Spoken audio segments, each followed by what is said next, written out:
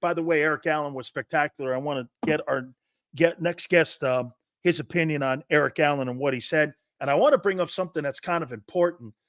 Eric kind of threw a shot at Paul Domowitz and the process itself. We get Jason Cole on, we get Jared Bell on, we get all the Hall of Fame voters who are our dear friends.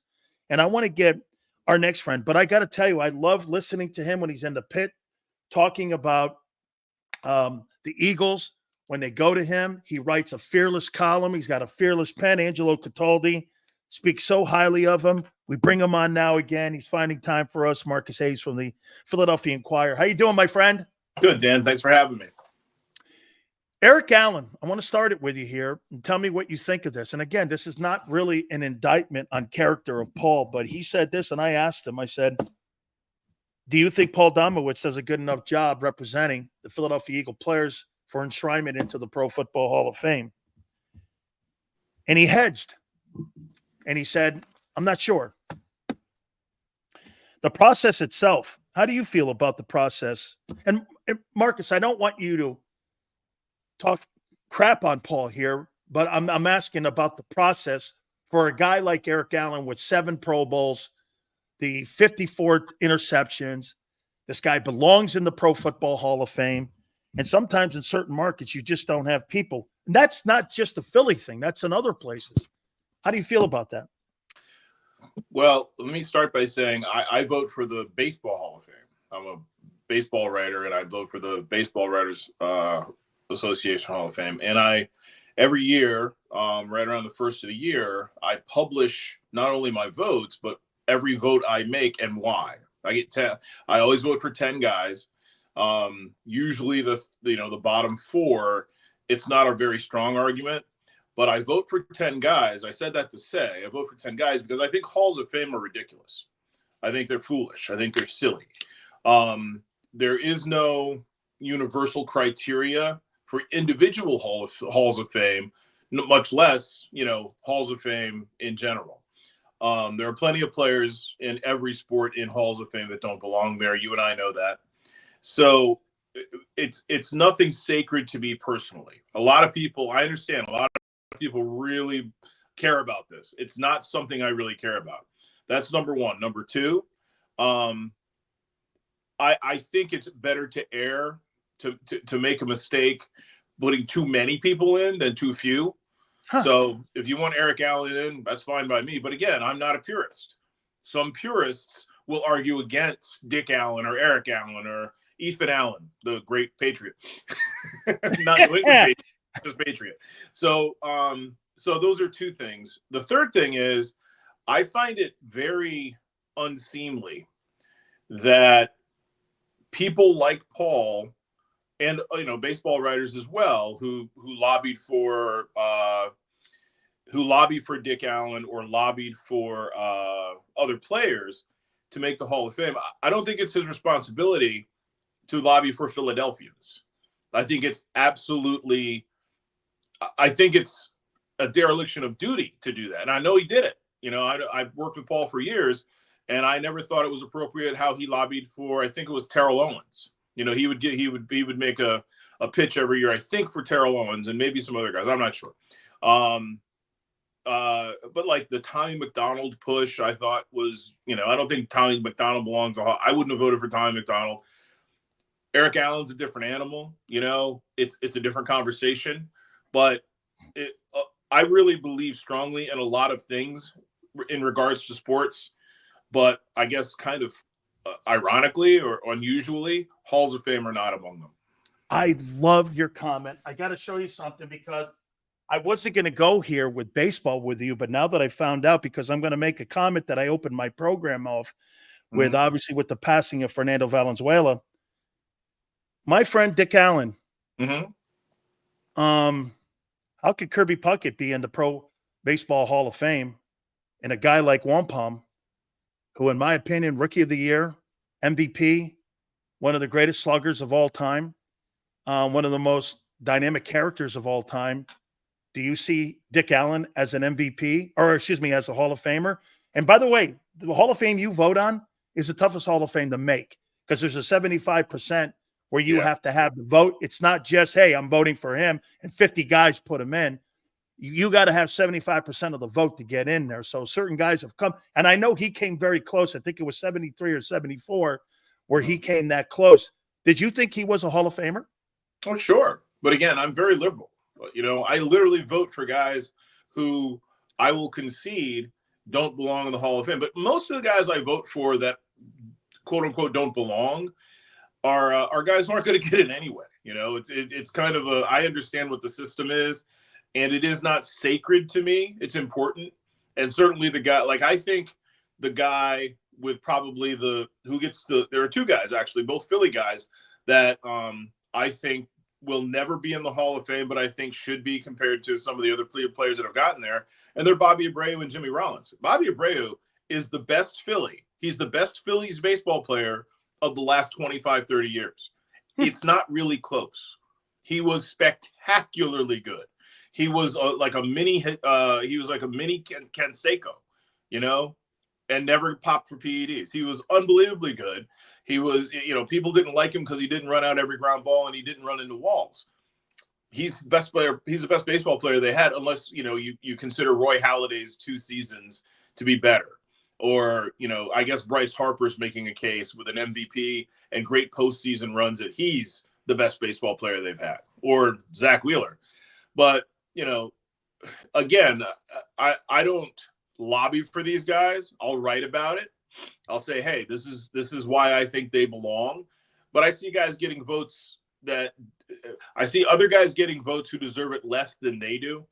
And with Jimmy, for me, it's about his defense. He was inarguably the most dependable and best defensive shortstop in a golden age of defensive shortstops. And he was, and all you talk about with Jimmy is the hitting and the base running and stuff. He was a better fielder. He was truly a 5-tool guy who won an MVP and a championship. So, you know, I understand why people vote the way they do, and I understand there is no conversation in sports more divergent than Hall of Fame, because it means something different to almost every person, and almost every person thinks, like, if Curt Schilling hadn't been Curt Schilling, you know, the person, I believe that performing in the postseason it amplifies your value. So Curt Schilling, to me, is a slam dunk Hall of Famer, but there's a character clause. And not only is he a horrible person now, he was a horrible person as a player. People didn't like him, you know? He was a bad teammate. So all that said, you know, there are everybody has different criteria, and that's my criteria as a baseball Hall of Fame voter. And if Eric Allen and those light eyes want to be in the Hall of Fame, God bless him. It'll be a prettier Hall of Fame. I'll tell you that. I love him so much. I got to say this, and by the way, this is awesome. I mean, my background is really baseball. I mean, I know I played pro ball and all, but I got to say this, and I opened my program out with this. Fernando Valenzuela, and I think it's important, the distinction, because I grew up around Jackie Robinson in Stamford, Connecticut. He and Gary Cobb and I used to have him come to our little league, and he used to speak when we were like 10 years old. It was crazy, and how Jackie and our families used to be intertwined with the Robustellis and the Cilios. But I said this about Fernando. Fernando Valenzuela is the most influential Los Angeles Dodger of all time. What he did for the Mexican Americans and the Mexicans, because of what happened with Chavez Ravine, on how they were taking the Mexicans out of their homes by dragging them out of their homes, the Mexican fan base had no wanting to be a part of the Dodgers. And what he did by galvanizing that entire region and how what people thought about him, maybe this just shows you my age a little bit here too, Marcus, but I can't think of a more influential Dodger, Los Angeles Dodger. Jackie's the most important, but Los Angeles Dodger, when it came to race relations, happy, talent, influence, the greatest Mexican pitcher of all time. I mean, am I off base on that? Well, it's very difficult to impart to people younger than us the impact that Fernando Valenzuela had on sports, he was an absolute incandescent, super duper star in the city where, New York is New York, right? But LA is different. LA, if you're a superstar in LA, all the beautiful people want to be around you. All the beautiful people want to come see you. And I think he went like 9-0 with a 0.50 ERA to start his career, and he had a screwball, and he had the crazy thing he did with his eyes, and he was a great personality. He was a happy guy, and it was just really remarkable to experience that. And you really haven't had that type of experience since, where you had, I guess the closest thing is probably what Fidrich. Otani is doing, and what Ichiro did. Yeah, Ichiro. Problem is, Ichiro did it in Seattle. Right. And Otani did it for the Angels and not the Dodgers. So it wasn't quite the same perfect storm. And, both of those guys had not just a language barrier, but kind of a cultural barrier too. Not on their part. They assimilated very nicely. We have a hard time assimilating to Asian baseball players. We have a hard time sort of breaking through. But I think we as a country are a little bit more comfortable with Latino baseball players. And there was just a weird connection, just a magical connection. And I think a lot of Dodger fans are Dodger fans because because of Fernando Valenzuela or because their parents were fans of Fernando Valenzuela. He had an impact on me. I mean, when I heard the news last night, I was like, wow. It kind of there's certain people that when they pass away hit you in the heart. Mm-hmm. That one hit me in the heart last night when Fernando El Toro went. I got to get to football here for a couple questions for you. Last 2 weeks, Giants and Browns. Have they moved the meter for you in any way on how you're perceiving this Eagle team so far this year in 2024?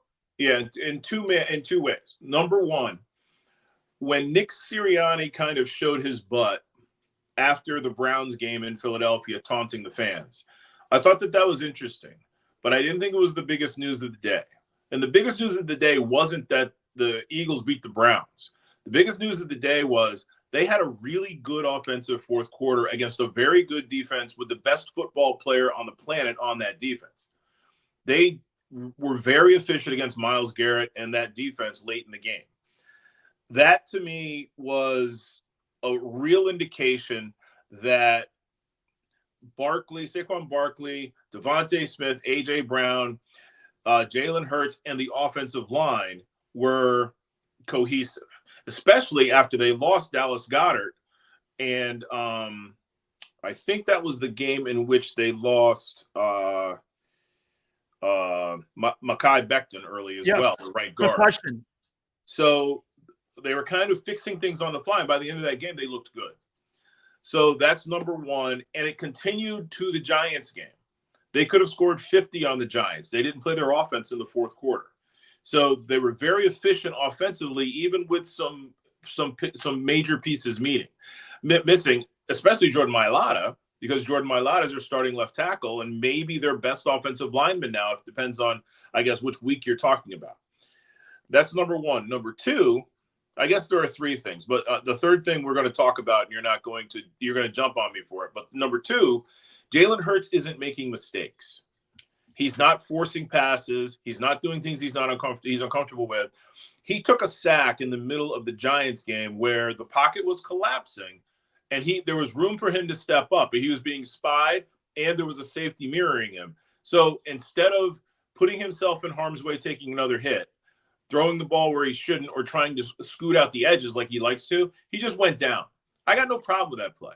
That's a mature. It might not be the perfect play, but I have no problem with that play because there was another play, So yeah. Jalen being responsible with the football is number two. The number three development. Now, the Giants were missing their left tackle, and Cleveland doesn't have a very good offensive line. Both quarterbacks kind of stink. So getting 12 or 13 sacks doesn't necessarily indicate to me that this defense has turned a corner because of the competition. That's part A. Part B is I've seen Quinyon Mitchell and Cooper DeJean play excellent defensive back. And Cooper DeJean can get to the quarterback. He can rush the passer. He can blitz. So those are the three things that I take from those two wins. Not that the Eagles are, the Lions or the Chiefs or one of the teams that you and I would probably agree are pretty good right now, pretty dominant. But those are great strides forward that you needed to see. Mitchell sort of like continuing his growth, DeJean being inserted, the pass rushers getting home, and you can say they're coverage sacks. That's fine by me. Everybody's playing faster. They're more comfortable with Vic Fangio's scheme. Bryce Huff has been diminished. Jordan Davis has been diminished. So this is how a team comes together. This is how a Vic Fangio defense comes together. He doesn't ask players to do what they can't do, and he maximizes everybody's strengths. So those are the things I took from those two wins. Yes, there were two bad teams. Yes, there are two coaches who are probably going to get fired. But you got to beat the teams that are bad in order for you to be good.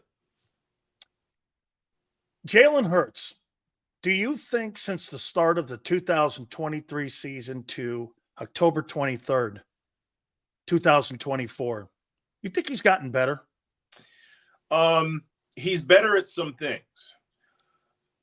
So as you know, the NFL not only is about adjustments, but it's glacial adjustments. It takes teams entire set. Like the reason Andy Reid and Bill Belichick are so good is they adjust immediately. Sometimes play to play, certainly series to series, and they don't wait till halftime. Fangio's like that. Fangio's very good at saying, okay, this is what their strategy seems to be. Let's show them this. So that said, it took teams about a season and a half to adjust to Jalen. So how do you adjust to him? Well, you spy him. You must rush him. You leave the middle of the field open where he hates to throw. So you make him uncomfortable. And so that's what happened from 23 to now.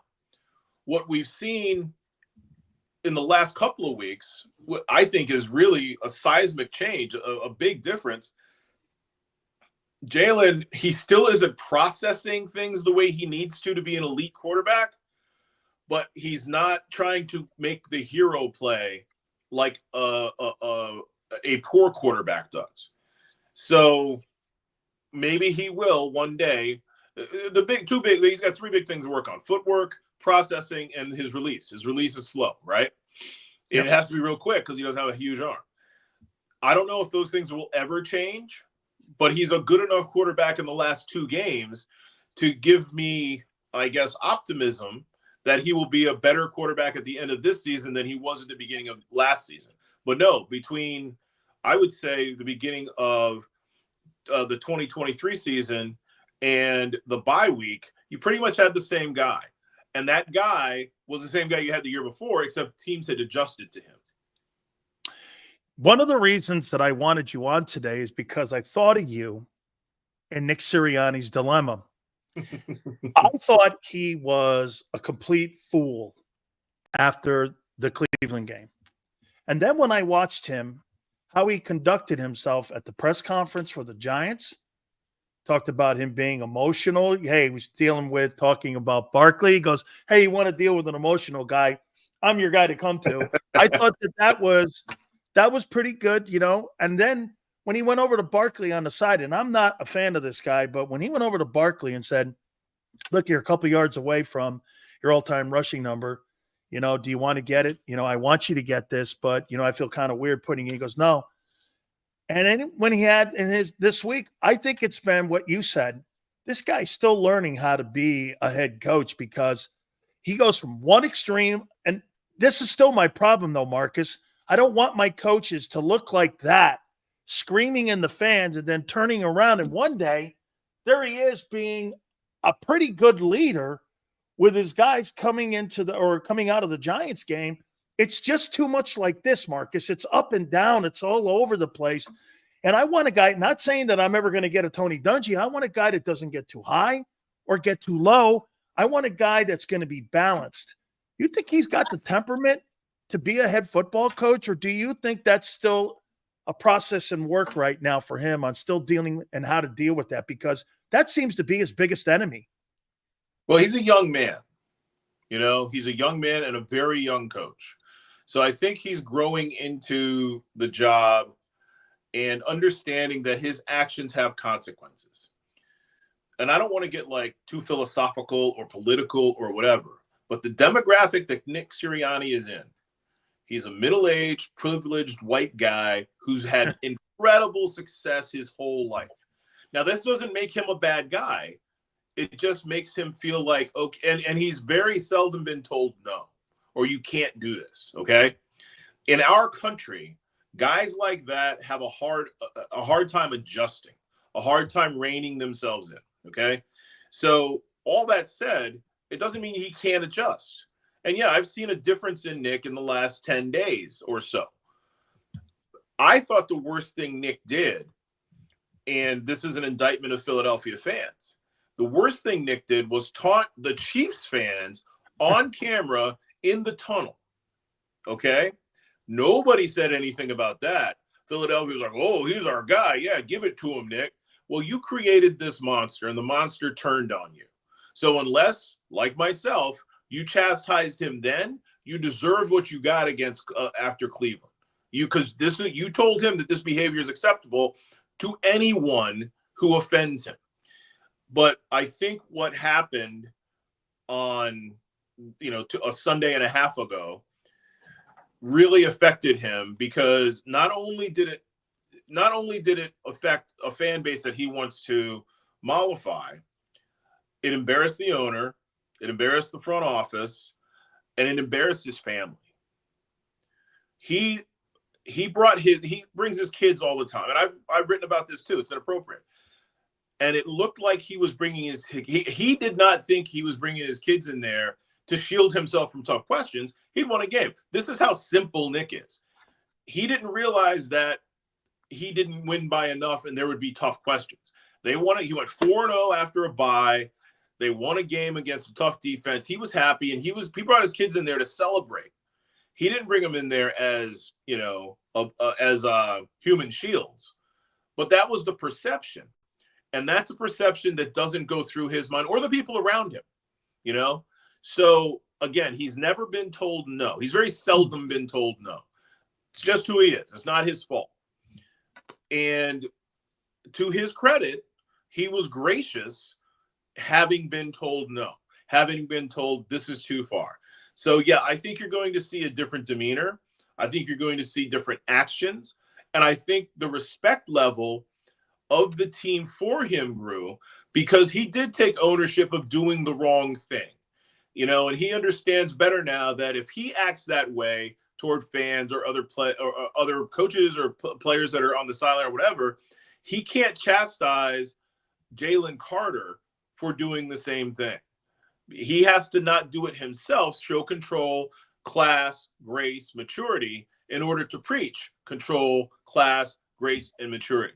So, and the funny thing is, two of the three most significant players on his team, Saquon Barkley and Jalen Hurts, not A.J. Brown, who has his own personality, but Saquon Barkley and Jalen Hurts are probably the two most mature players who are really good players in the history of Philadelphia.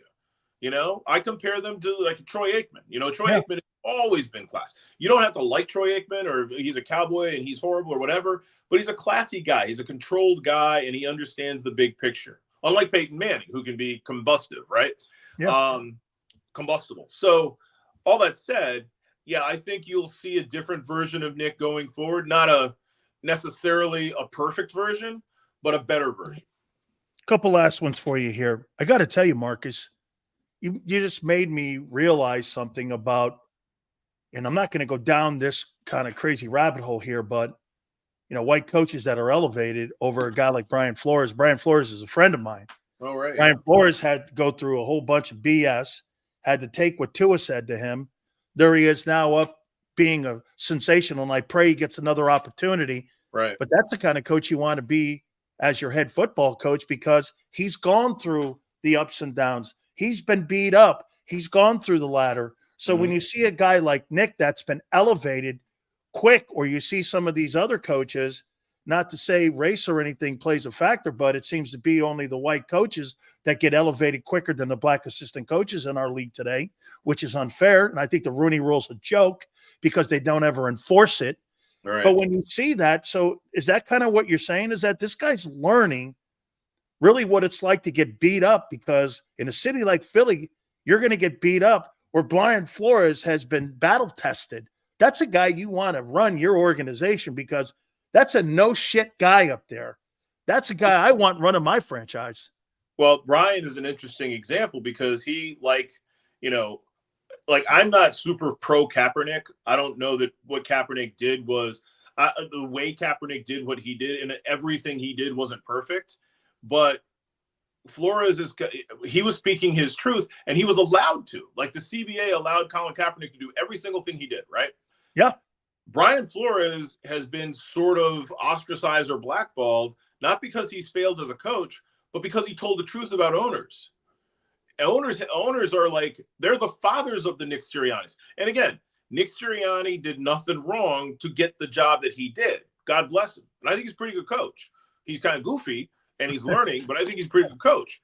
But, so I don't mean to say, okay, we need affirmative action in the NFL and Nick Sirianni shouldn't get a job. But can you imagine what would have happened if Brian Flores had done in the Kansas City tunnel what Nick Sirianni did? He'd have been fired.